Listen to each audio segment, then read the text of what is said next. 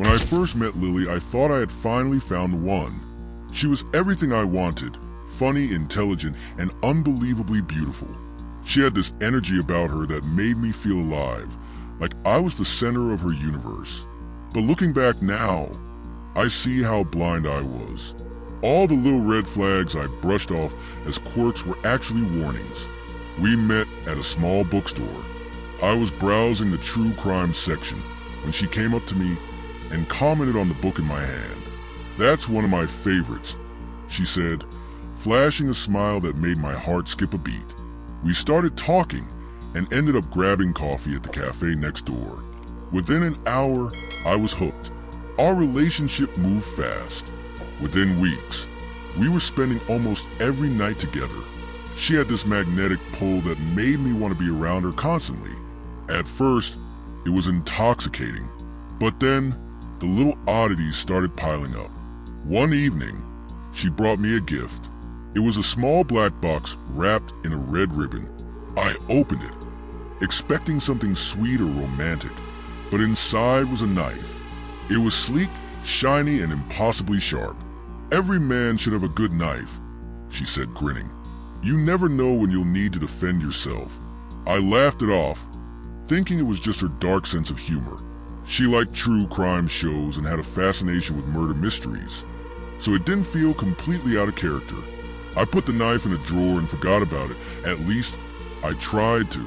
After that, her behavior became different. She started showing up at my apartment unannounced.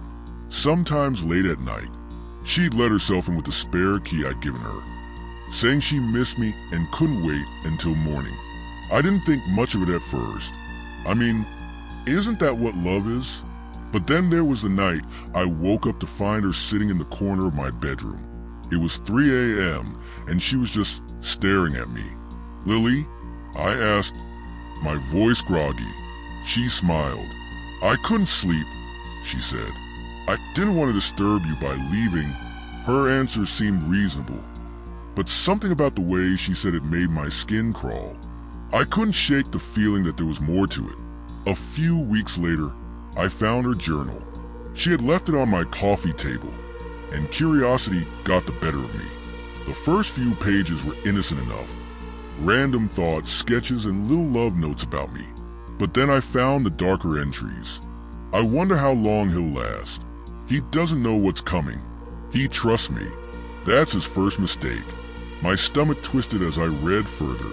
There were pages filled with sketches of me, lying in bed, sitting on my couch, even standing in my shower. But in every single drawing, the knife she'd given me was always there, either in her hand or somewhere in the background. When I confronted her, she didn't deny it. She just smiled and said, "It's just art, babe. Don't overthink it." I wanted to believe her. I really did. But the uneasiness wouldn't go away. That's when the nightmare started. I'd wake up in a cold sweat, convinced I felt her watching me. Sometimes, I'd find my bedroom door unlocked in the morning, even though I was sure I'd locked it the night before. The breaking point came one night when I woke up to the feeling of something cold against my throat. My eyes flew open, and there she was, straddling me, holding the knife to my neck. Her eyes were wide, unblinking, and her smile was frozen in place. "Do you love me?" she whispered, her voice trembling with emotion. "Of course I do," I stammered, trying to stay calm. "Then prove it," she said, pressing the blade just hard enough to draw a thin line of blood. My mind raced. I had no idea what she wanted from me, but I knew one thing. If I didn't find a way out, I wasn't going to survive the night. I started talking, stalling for time. I told her I loved her, that I couldn't live without her, that I'd do anything she wanted. Gradually, her grip on the knife loosened. When she finally set it down on the bedside table, I knew I had my chance. I shoved her off me and bolted out of the apartment, not stopping until I was at the nearest police station. I was shaking so badly that it took me several tries to explain what had happened. When the police went to her apartment, they found something straight out of a nightmare. She had a shrine dedicated to me. Photos, locks of my hair, and the knife she'd given me. displayed like a centerpiece. But the worst part was the notebook they found. It was a detailed plan for how she was going to kill me. Lily disappeared that night. The police said she probably skipped town, but I don't think so. I've moved twice since then, changed my phone number, even started using a different name online. But no matter where I go, I can't escape the feeling that she's still watching me. Sometimes, I find little reminders, things only she would know about. A black box with a red ribbon left on my doorstep. A note tucked under my windshield wiper that says, "I miss you." I don't know where she is, but I know one thing. She's not done with me yet. I started keeping a weapon under my pillow, even though I hated the idea of living in fear. I changed my routine, avoided places we used to go together, and stopped trusting anyone who got too close too quickly. For a while it worked. Life began to feel normal again, or at least as normal as it could be. But then the messages started. The first one was taped to my car window, a single sheet of paper with the words, "You can't run forever," written in blood red ink. I told myself it was a prank, someone trying to scare me. I didn't call the police. What could they do? A week later, I woke up to find my front door wide open. Nothing inside the house was missing, but on my kitchen counter was a single black box, identical to the one she had given me before. My heart sank as I untied the ribbon, my hands shaking. Inside was a photograph of me, taken while I was sleeping in my bed. I knew I wasn't safe anymore. I installed cameras around my house, changed the locks, and even had friends stay over on rotation. But Lily was smart, too smart.